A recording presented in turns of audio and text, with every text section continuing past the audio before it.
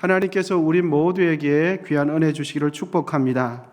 지난주 이 시간에 빌립보서 1장 12절에서 18절 말씀을 나누었습니다. 잠시 돌아보면 본문 12절 첫 단어를 통해서 바울의 가족 개념을 살펴보았습니다.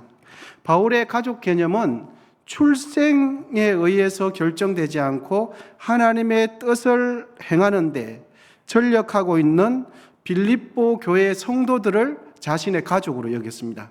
그래서 형제들아라고 시작했지요. 이 같은 바울의 가족의식, 가족 개념은 예수님에게서도 동일하게 그대로 있다는 것을 살펴보았습니다. 그리고 두 번째로는 바울이 자신의 감옥에 감금되어 있으면서 그의 최대 관심사는 무엇이었는가? 바울의 어려운 환경을 통해서 바울의 내면이 정확하게 드러나는 것을 살펴보았습니다. 바울의 관심사는 자신의 일신상의 안일함과 편안함이 아니라 복음 전파하는 것에 있었다 하는 것을 확인했습니다. 바울은 심히 불편하고 고통스러운 감옥에 있으면서도 자신의 신세 타령하지 않고 오로지 복음이 진보를 이루는 것에 자신은 기뻐한다를 살펴보았습니다. 그러면 바울은 왜 그렇게 복음 전파에 집요하게 관심을 쏟았는가? 사람의 근본적으로 변화시키고 살리는 것은 복음이라는 것을 바울은 확신했기 때문입니다. 혹 불순한 동기로 복음이 전파되고 그것 때문에 불순한 동기 때문에 복음을 전하는 그 사람 때문에 내가 힘든다 할지라도 괴로움을 당한다 할지라도 그는 복음만 전파되면 나는 기뻐한다. 그런 내용을 지난주에 살펴보았습니다. 오늘 함께 나누실 말씀의 핵심 포인트는 바울이 어떤 일을 선택함에 있어서 가장 염두에 두었던 것은 무엇인가? 이런 포인트로 오늘 말씀을 나누도록 하겠습니다. 오늘 함께 말씀을 나눌 때에 우리 하나님께서 바울에게 부으셨던 그 은혜를 우리 모두에게도 부어주시기를 축복합니다. 사도 바울의 가장 밑바닥에 있는 생각은 자신의 삶을 통해서 또 자신의 죽음을 통해서라도 그리스도가 존귀케 된다는 열망이 사도 바울의 가장 밑바닥에 가장 짙게 가장 무거운 생각이 그런 생각이었습니다. 19절을 보시면 나를 구원에 이르게 할 줄 아는 고로라는 말씀이 기록되어 있습니다. 19절에서 말하는 이 구원은 자신이 감옥에 있으면서 석방되는 것을 말하는 것이 아니라 육신의 죽음을 맞이할 때 이 세상에서 자신의 사명을 다하고 나의 생명이 끝날 때 최종적으로 얻게 되는 하나님 나라에 들어가는 입성을 구원이라고 표현하고 있습니다. 여러분, 바울의 몸은 지금 감옥에 있죠. 그런데 감옥에 있는 바울은 구원받았습니까? 받지 못했습니까? 구원받았습니다. 이미 구원받은 사람이지만 그는 자신이 앞으로 하나님 나라에 이 세상에서 사명을 다하고 죽는 그 순간에 하나님 나라에 들어가는 최종적인 구원을 위해서 항상 노력하고 그 일에 헌신하는 사람이었습니다. 예수를 믿음으로 구원을 이미 받았기 때문에 구원을 등한시한다든지 나는 이미 구원을 받았고 구원이 확보되었기 때문에 구원을 조금이라도 가볍게 여긴다든지 아주 쉽게 생각하는 마음이 바울에게는 조금도 없었습니다. 이미 받은 구원이지만 또한 앞으로 받게 될 구원에 적합한 삶을 살기 위해서 자신의 모든 것을 드린 사람이 바울입니다. 여러분, 바울은 이미 구원받은 빌립보 성도들에게도 앞으로 받게 될 최종적인 구원을 위해서 노력할 것을 권면하고 있습니다. 그래서 빌립보 성도들에게 이미 구원받은 성도들에게 이렇게 말합니다. 두렵고 떨림으로 너희 구원을 이루라고 권면을 합니다. 여러분 한 장만 넘기시면 확인하실 수 있는데 빌립보서 2장 12절입니다. 빌립보서 2장 12절을 찾으셨으면 함께 읽으시면 참 좋겠습니다. 시작.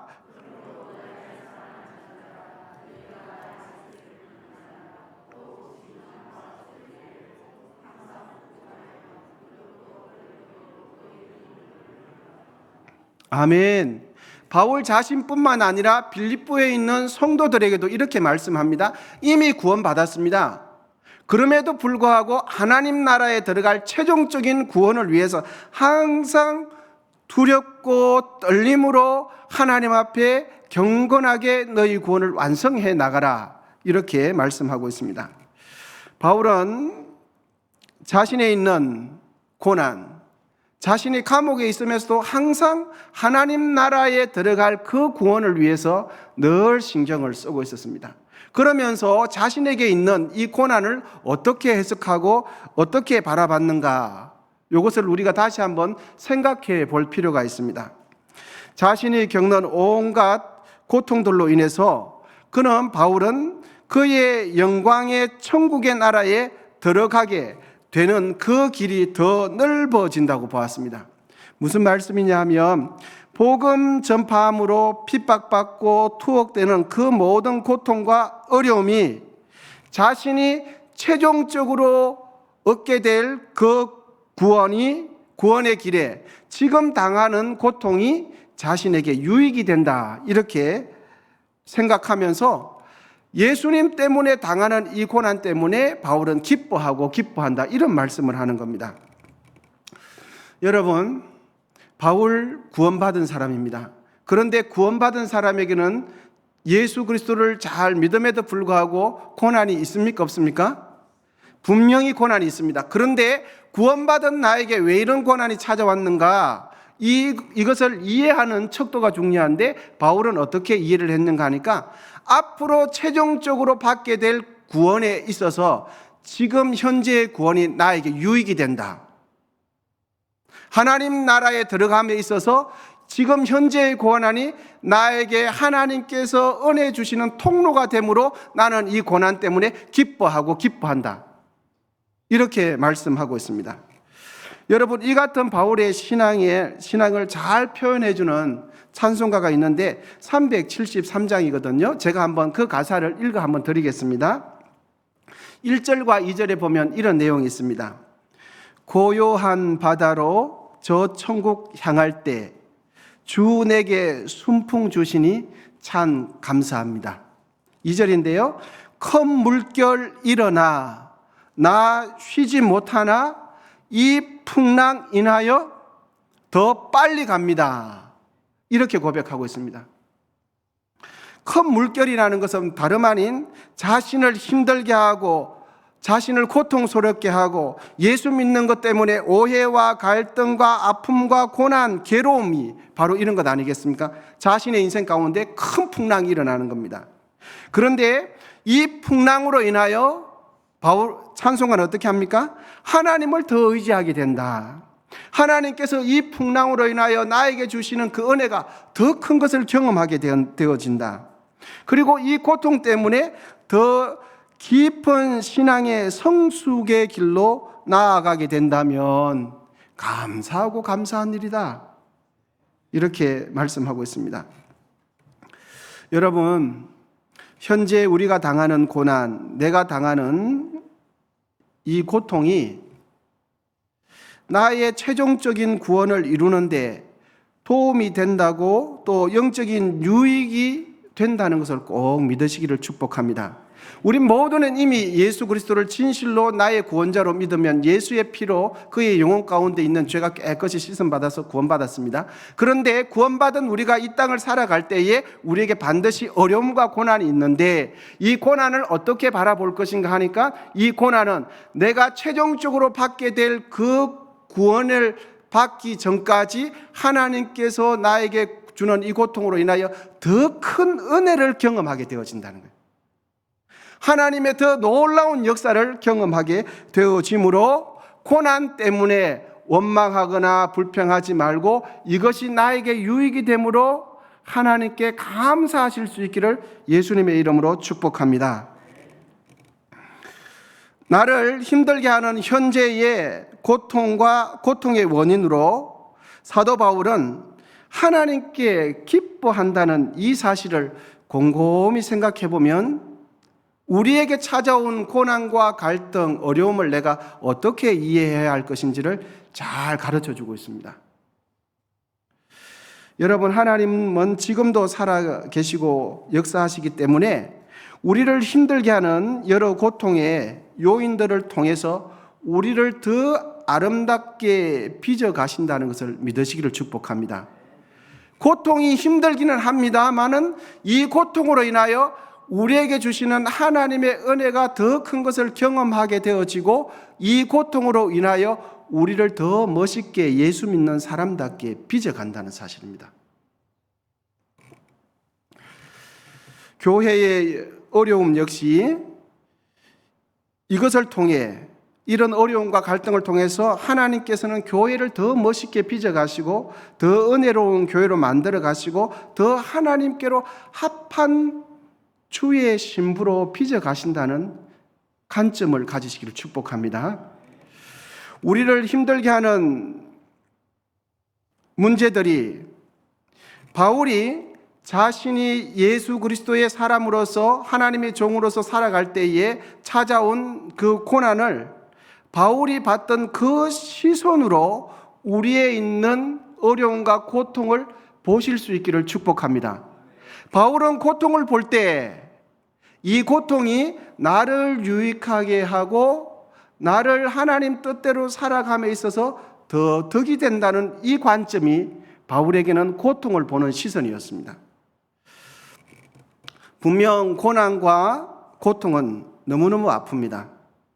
그리고 이 고난을 통해서 하나님께서 분명히 우리에게 하실 일이 있으시다는 그 관점이 있을 때는 이것이 고통 중에, 감옥 중에 있는 바울에게 부어주셨던 그 은혜가 우리에게도 부어질 수 있다는 이 사실을 확신하시기를 바랍니다.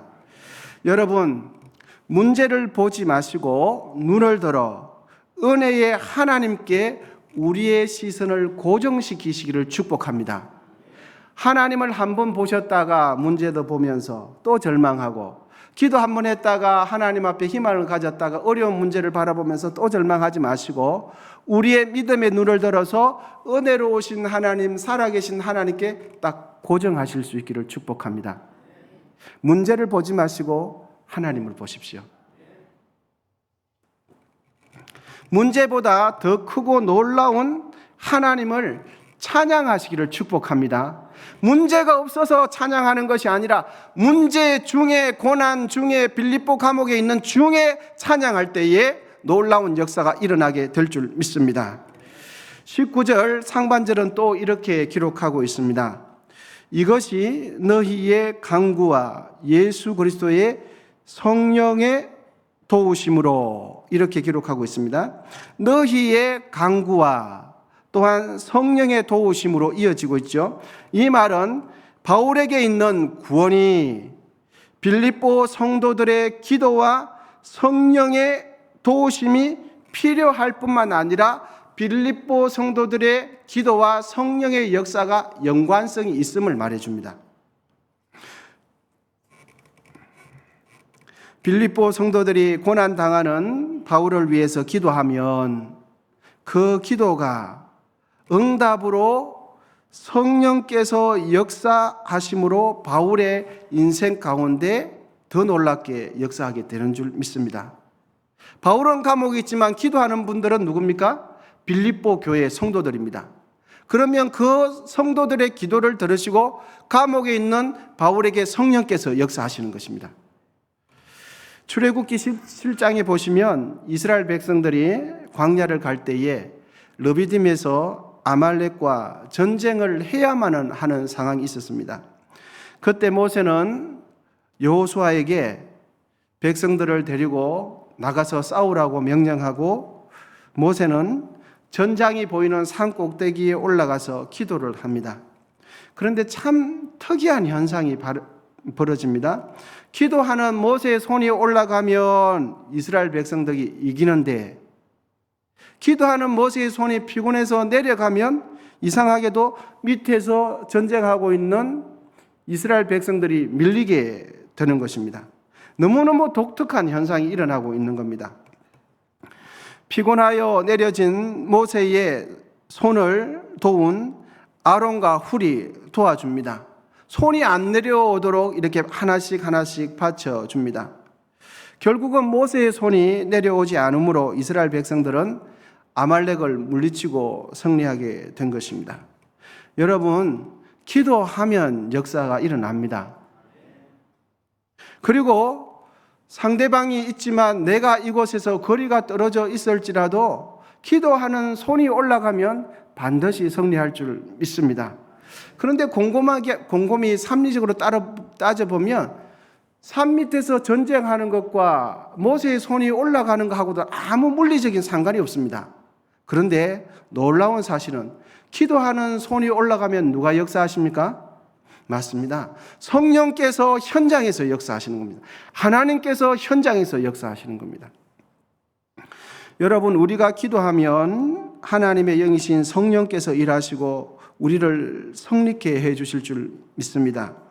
그러므로 기도하는 일을 쉬지 마시고 열심히 기도하실 수 있기를 축복합니다. 열심히 기도할 뿐만 아니라 함께 기도하실 수 있기를 축복합니다. 기도할 때에 믿음을 가지고 신뢰의 마음을 가지고 하나님께서 일하신다는 그 확신을 가지고 기도하실 수 있기를 바랍니다. 기도하지 않으면 패배하지만 기도하면 승리합니다. 아멘이십니까? 우리 같이 한번 해보면 좋겠습니다. 기도하지 않으면 패배하고 기도하면 승리합니다. 시작. 아멘. 자녀들을 위해서 부모가 기도하면 그 자녀들은 하나님의 손 안에 있습니다. 이런저런 실수가 있지만 하나님의 성령께서 그 자녀들의 인생을 이끌어갈 줄 믿습니다.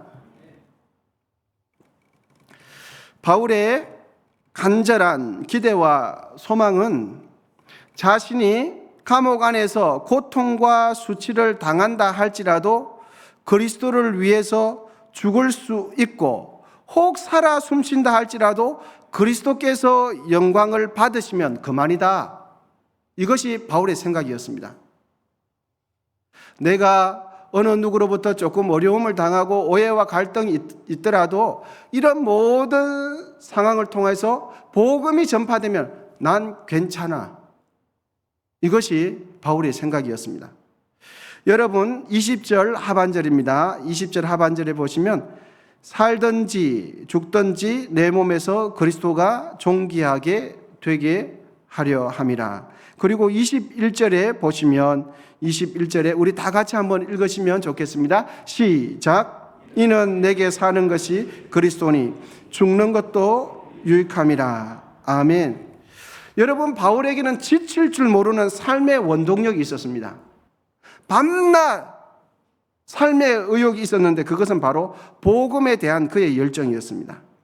자신이 죽고 사는 것이 중요하지 않고 나를 통해서 복음이 전파되고 하나님께 영광이 된다 하면 아무런 고민, 아무런 문제가 되지 않는 것이었습니다.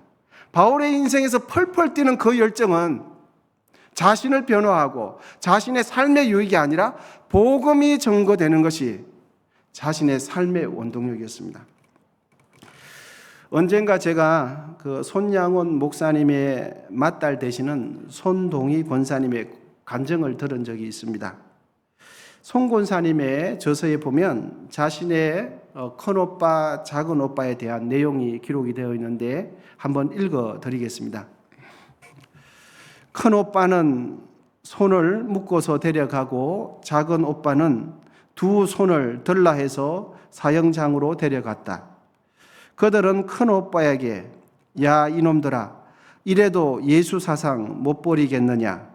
지금이라도 예수 사상 뽑아버리고 우리와 같이 협력하겠다면 용서하마 어쩔 테냐 라고 윽박질렀다.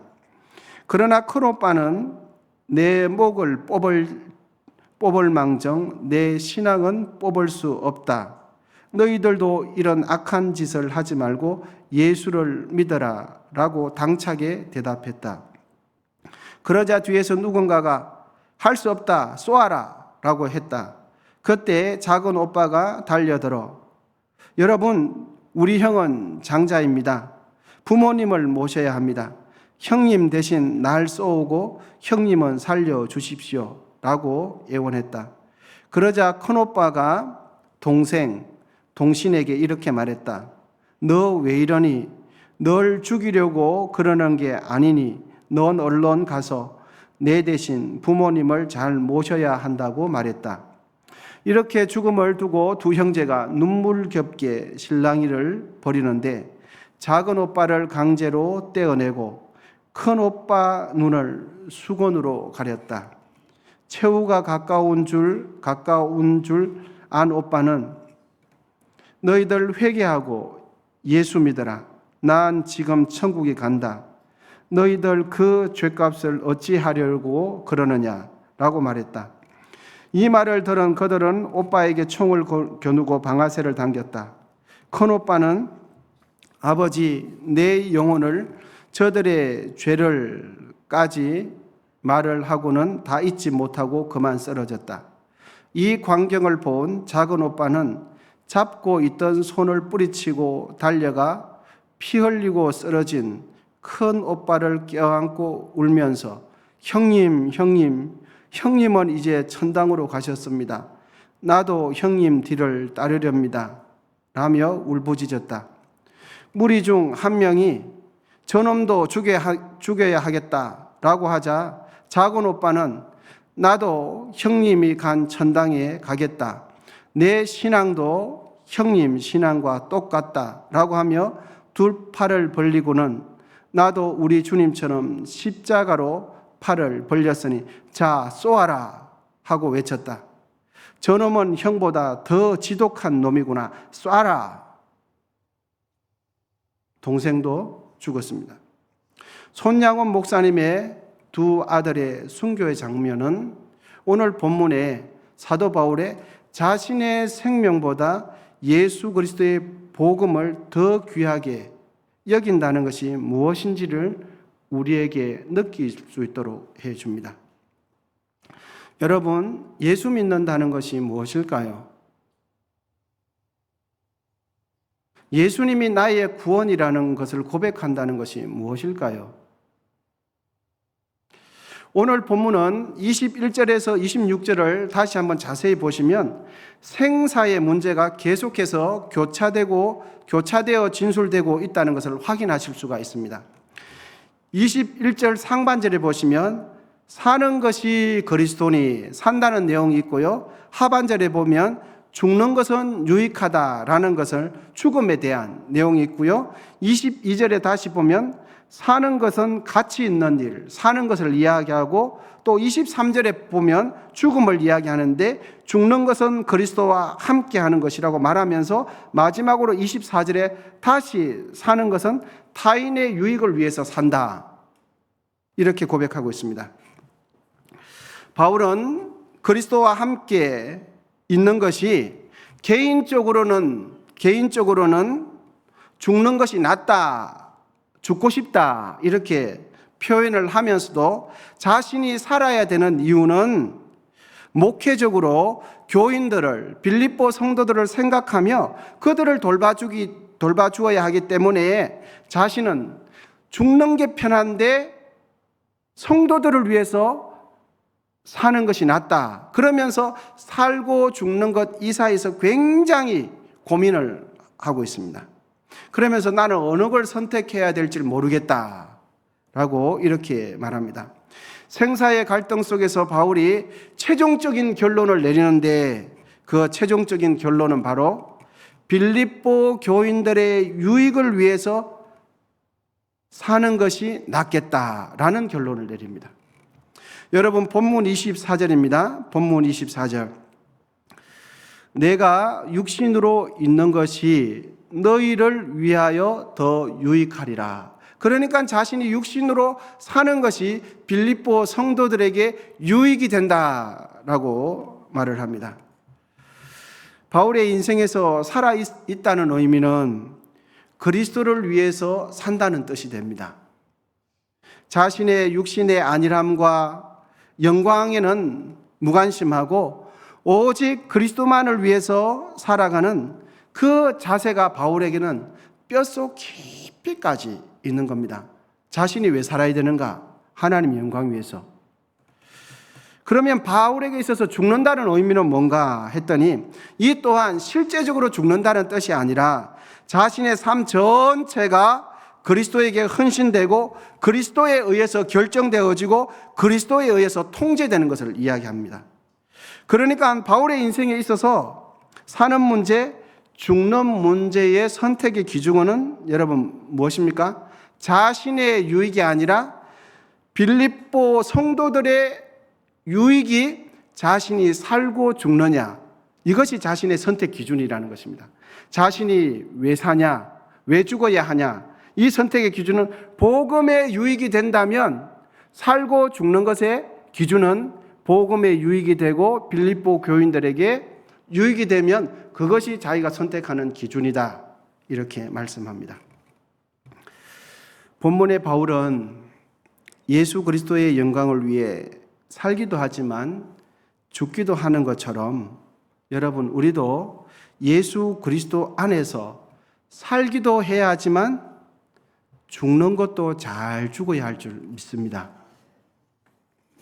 주를 위해서 산다는 것을 교회에 어떤 사역을 하는 것으로 본다면, 그러면 주를 위해서 죽는다는 것을 교회에 어떤 사역을 함에 있어서 절제하지 않고 하지 않는 것으로 봤을 때 우리는 주를 위해 살기도 하지만 주를 위해서 죽어야 할 때도 있습니다. 주를 위해서 사는 것은 어떤 부분에 있어서 열심히 하는 것을 의미하고, 주를 위해서 죽는다는 것은 어떤 부분에서 하지 않고 하고 싶지만 절제하는 것, 이것이 주를 위해서 죽는 것이라면 사는 것과 죽는 것의 기준이 여러분 무엇이 되어야 하겠습니까? 교회의 유익이 되냐 안 되냐입니다. 아멘이십니까? 주를 위해서 살기도 하지만 주를 위해서 죽기도 잘해야 될 줄 믿습니다. 여러분, 주를 위해서 어떤 일을 하는 게 그러면 쉽겠습니까? 주를 위해서 사는 것이 쉬울까요? 주를 위해서 죽는 것이 쉽겠습니까? 어느 것이 쉽겠습니까? 주를 위해서 일하는 것이 쉽겠습니까? 아니면 주를 위해서 절제하는 것이 쉽겠습니까? 어느 것이 쉽겠습니까? 곰곰이 생각해 보니까 이런 것 같습니다. 대체적으로 활동적이고 외향적인 사람들은 주를 위해서, 교회를 위해서 봉사하는 것이 아마 쉬운 것 같습니다. 그런데 반면 성격이 내성적이고 소극적인 성향의 사람들에게는 주를 위해서 참고 절제하고 하지 않는 것이 아마 훨씬 더 편할 것입니다. 여러분, 지난 주일에 말씀을 전해드렸지만 교회는 사람마다 다르고 다양성을 인정해 주어야 합니다. 그리고 그 사람의 재능과 장점을 인정해 주어야 하지만 중요한 것은 주를 위해서 일해야 할 때는 일하고 주를 위해서 절제해야 할 때는 절제하는 것이 주를 위해서 일하는 것이 됩니다. 아멘이십니까?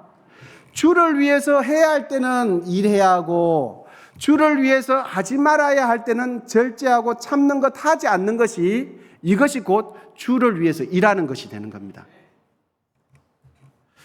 그럼 어떤 경우는 적극적으로 봉사의 일을 하고 주를 위해서 일하고, 어떤 때는 주를 위해서 절제하면서 하지 말아야 하는가? 그 기준은 내가 원하느냐, 내가 원하지 않느냐, 내가 하고 싶냐, 내가 하고 싶지 않냐, 나에게 달란트가 있냐 없냐가 기준이 아니라 무엇이 기준이라고요? 내가 이것을 함으로 교회에 유익이 되는가 되지 않는가, 이것이 기준입니다. 그리고 내가 이것을 하지 않음으로 인해서 교회에 유익이 되느냐 되지 않는가, 이것이 기준입니다. 교회에 유익이 된다면 내가 어떤 부분을 하는 것이 교회에 유익이 된다면 하는 게 맞을까요? 안 하는 게 맞을까요? 하는 게 맞는 겁니다. 그리고 내가 이것을 하지 않음으로 교회에 유익이 된다면 하는 게 맞을까요? 안 하는 게 맞을까요? 하지 않는 게 하나님의 일을 하는 겁니다.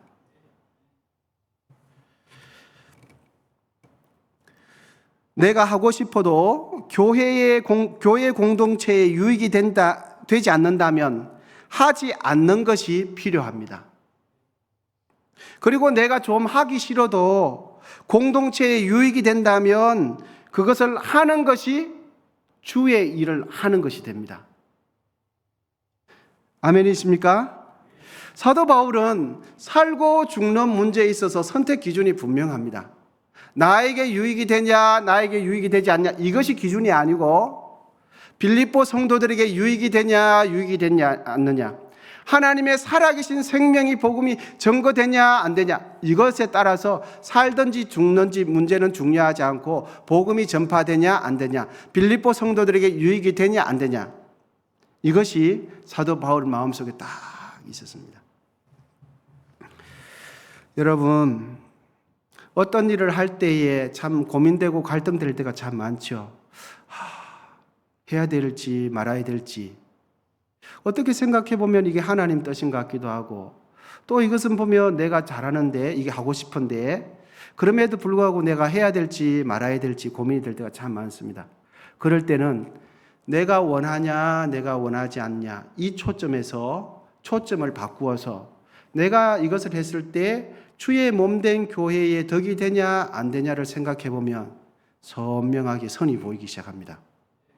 그리고 내가 어떤 것을 하기 싫은데 해야 될 이유가 있다면 왜 해야 되는지 할 때 내가 하고 싶냐 하고 싶지 않느냐가 아니라 내가 이것을 함으로 교회에 덕이 되느냐 안 되느냐를 생각해 보면 판단이 빨라지고 성령께서 감화 감동하심이 선명하게 들려지게 된다는 사실입니다. 그러므로 우리의 선택 기준은 내 생각, 나의 감정, 나의 달란트가 아니라 교회의 유익인 것을 깊이 생각하시기를 축복합니다. 그것이 바로 내가 주를 위해서 사는 것이 되고 그것이 바로 내가 주를 위해서 죽는 것이 됩니다. 교회의 유익을 위해서 내가 하지 않는다면 그것이 교회의 일을 하는 것이 되는 것입니다. 교회의 유익을 위해서 내가 이것을 한다면 그것이 주의 일을 하게 되는 것입니다. 사도 바울은 살든지 죽든지 그리스도를 존귀케 하는 것이 목적이고, 그가 살아가는 이유는 빌립보 성도들에게 영적인 유익을 주는 것이 그의 목적이었습니다. 여러분, 그러면 우리는 여기서 큰 지혜를 깨달을 수가 있습니다. 우리도 주를 위해서 살고 죽고 싶은데 그 막연한 생각들이 선명하게 예수 그리스도의 몸된 교회에 유익이 되는가 안 되는가, 이웃에게 유익이 되는가 안 되는가가 곧 내가 죽고 사는 문제의 선택이 된다는 사실입니다. 주님께서 필요하시면 그 일을 하는 것이 내가 사는 것이 되고, 주님께서 원치 않으시면 그것을 하지 않는 것이 주를 위해서 죽는 것이 됩니다. 그렇다면 해도 주의 영광, 안 해도 주의 영광이 되는 것입니다. 이 삶을 살아가시는 우리 모두가 되시기를 축복합니다. 살고 죽는 선택의 기준은 교회의 유익을 선택한 바울처럼 교회의 유익을 선택하는 우리 모두가 되셔서 바울이 받는 상급을 우리 언성교회에 이 시간 함께 있는 모든 지체들도 그러한 상급을 받는 은혜가 있으시기를 축복합니다. 함께 기도하시겠습니다. 하나님 아버지, 참 감사합니다. 하나님을 예배하는 자리로 불러주시고 또 본문의 말씀을 상고하면서 생각하면서 교회의 유익을 선택한 바울처럼 우리도 어떤 것을 선택하는 기준이 하나님께서 보실 때 인정하시고 교회의 전체 유익이 되는 것을 잘 분별해서 선택함으로 하나님께 영광 올려드리고, 해도 주의 영광, 하지 않아도 주의 영광, 사나 죽으나 주의 영광 앞에 쓰임받는 우리 모두가 되게 해 주옵소서. 이 모든 것 살아계신 예수님의 이름으로 기도하옵나이다. 아멘.